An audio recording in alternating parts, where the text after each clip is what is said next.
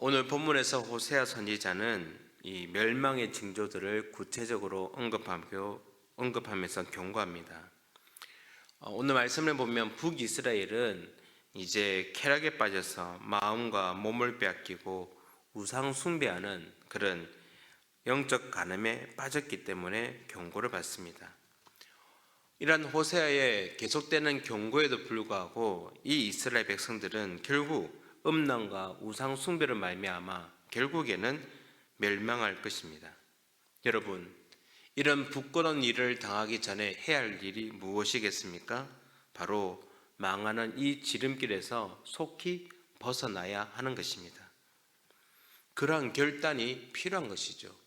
그래서 오늘 함께하는 이 말씀을 통해서 이렇게 나라가 망하기 전에 이렇게 망하지 않기 위해서는 어떻게 해야 하는가, 이러한 내용들을 살펴보면서 오늘 이 말씀이 우리에게도 주시는 경고의 메시지가 되길 간절히 바랍니다.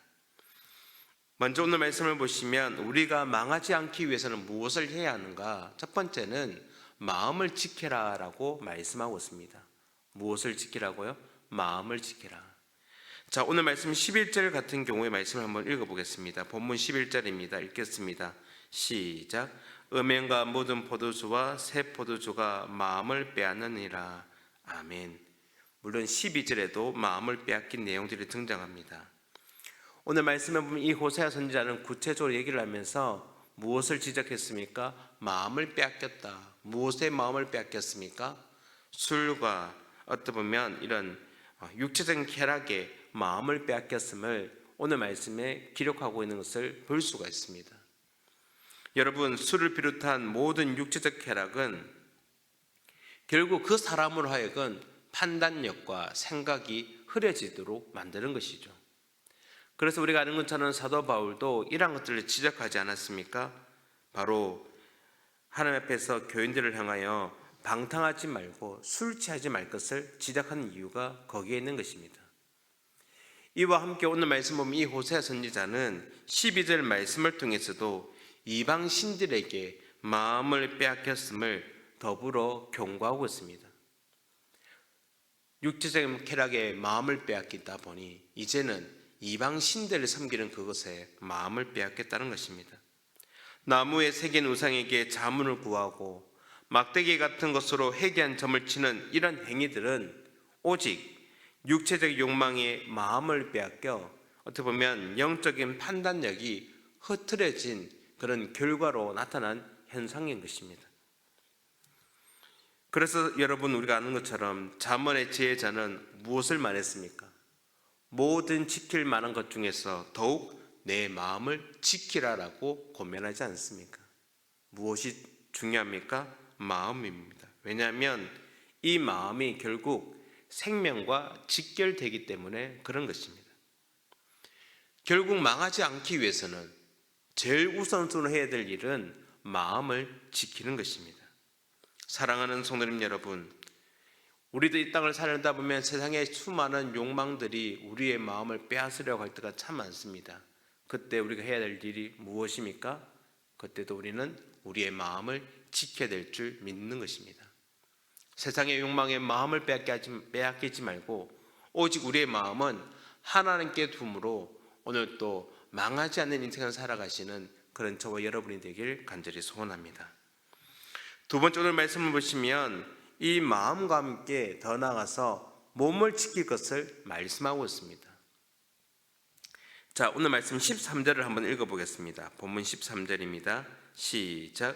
그들이 산 꼭대기에서 제사를 드리며 작은 산 위에서 분향하되 참나무와 버드나무와 상수리 아래에서 하니 이는 그 나무 그늘이 좋음이라. 이러므로 너희 딸들은 음행하며 너희 며느리들은 간음을 행하는도다. 아멘. 여러분, 마음을 빼앗긴 삶은 결국 무엇으로 이어지냐면 바로 육체적인 타락으로 이어지는 것을 오늘 본문을 통해서 우리는 알 수 있습니다.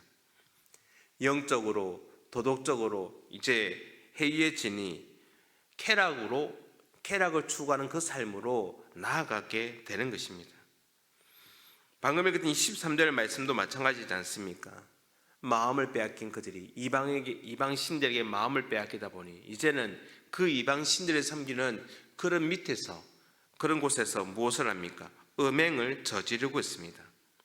그들은 술에 쩔어 산 속에 올라가 이제는 온갖 나무 사이에서 이방 신을 향한 음란한 그런 제의에 참여하기 시작합니다. 13절에 말씀했던 것처럼 딸들이 음행하고 며느리들이 간음을 행했다는 이 표현은 결국 남녀노소 모두가 음란한 우상 숭배에 가담해서 이렇게 몸과 마음을 더럽혔음을 보여주는 것입니다. 사랑하는 성도님 여러분, 마음과 몸을 빼앗긴 그들이 이제는 음란을 넘어서 영적인 황폐함에 이르는 이 안타까운 사실, 이것은 사실은 이스라엘 백성이 깨달아야 했습니다. 하지만 어떻습니까? 본문 14절 하반절에 있는 말씀처럼 깨닫지 못하는 백성은 망하리라는 그 경고처럼 그들은 스스로 멸망할 수밖에 없다는 사실을 그들은 몰랐습니다. 깨닫지 못했다는 것입니다. 사랑하는 성도님 여러분, 우리의 상태는 어떻습니까?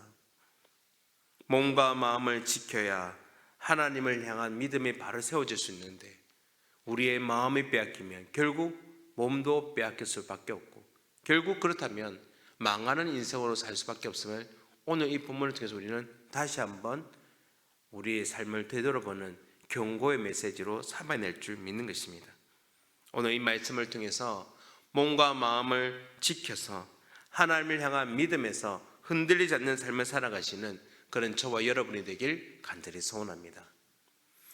오늘 말씀을 통해서 마지막 우리에게 주시는 것은 이렇게 망하지 않기 위해서는 마음을 지키고 몸을 지키는 것도 있지만 한편으로는 마지막으로는 나라를 지켜야 되는 것입니다.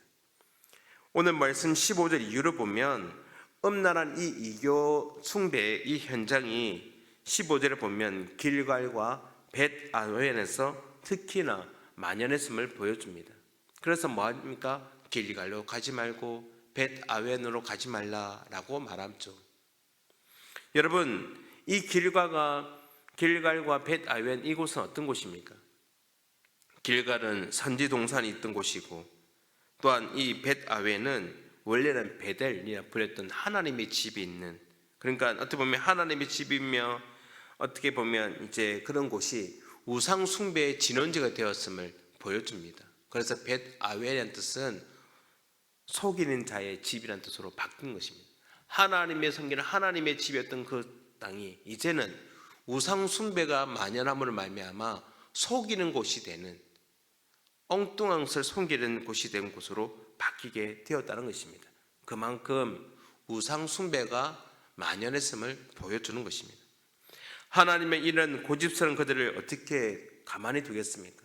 결국 그들은 하나님께로부터 심판을 받을 수 없는 것 아니겠습니까? 이러한 마음의 실종과 육체상 타락에 이은 그들은 우상 숭배하는 이 일들이 부끄러운 일인 줄 모르고 있었던 것입니다. 그리고는 이런 죄를 반복해서 짓는 이런 악순환이 계속되고 있는 겁니다. 여러분, 만약 여러분이 하나님이라면 어떻게 하시겠습니까? 이게 죄인 줄도 모르고 계속해서 반복해서 이런 죄 짓는 그들을 여러분이 만약 하나님이라면 가만히 두시겠습니까? 우리 하나님도 그대로 내버려 두시면 그냥 이 땅은 그냥 저절로 망하는 곳이 되지 않겠습니까? 백성이 우상의 마음을 빼앗기니 이제는 결국 이러한 모습이 있는 이 나라는 자연스럽게 무너질 상황에 이르게 되는 것입니다. 그래서 오늘 우리에게 주시는 이 경고의 메시지는 이런 겁니다. 우리가 생각과 행실을 조합해서 온전히 갖고 나가는 것은 결국에는 나라를 지키는 것과 같다는 것입니다. 하나님을 섬기는 이들이 마음을 지키고 몸을 지키면, 그래서 우리의 믿음이 바로 서가게 된다면 그들을 통해서 그 나라가 단단히 서가는 것입니다. 그러나 그와 다르게 우리의 생각과 우리의 마음과 우리의 몸을 지키지 못한다면 결국 나라가 멸망으로 치달을 수밖에 없음을 오늘 이 본문 우리에게 가르쳐 주는 겁니다. 사랑하는 성도님 여러분, 오늘 본문을 통해서 이스라엘은 멸망을 눈앞에 두고서도 부끄러움을 모른 채 이러한 일들을 반복해서 행하고 있는 것을 보게 됩니다. 빼앗긴 마음과 함께 더럽혀진 그 육신, 그들은 이 모든 것을 통해서 우상 숭배로 나아갔고 결국에는 이런 악순환이 계속되었습니다. 이러다가는 결국 나라가 망할 수밖에 없는 것입니다. 그러면 망하지 않으려면 어떻게 해야 합니까? 오늘 본문에서 막 가르쳐 주시는 것처럼 우리의 마음을 지켜야 합니다. 우리의 몸을 하나님의 성령에 거하시는 절인 줄 알고 우리의 몸을 깨끗하게 지켜야 하는 것입니다. 결국 이러한 모든 일들이 나라를 지키는 길임을 오늘 우리는 이 본문의 말씀을 통해서 다시 한번 마음에 새겨야 될 줄 믿는 것입니다. 사랑하는 성도님 여러분, 이 나라의 흥망성쇠는 누구의 손에 달려 있습니까? 바로 하나님의 손에 달려 있습니다. 우리가 정치인들을 위해서도 많이 기도해야 되겠지만, 그러나 그와 함께 하나님께서 이 나라를 긍휼히 여겨달라고, 특별히 믿는 우리가 오늘 주신 이 말씀처럼 우리의 마음을 지키고 우리의 몸을 지킴을 통해서 하나님을 잘 섬김을 통하여 하나님께서 이 나라를 긍휼히 여겨주시기를 바라보 나가는 우리를 통하여 또 이 나라가 굳건히 세워질 줄 믿는 것입니다. 오늘도 이러한 모든 일에 함께 동력하며 힘써 나가는 그런 저와 여러분의 삶이 되길 주님 이름으로 축원합니다.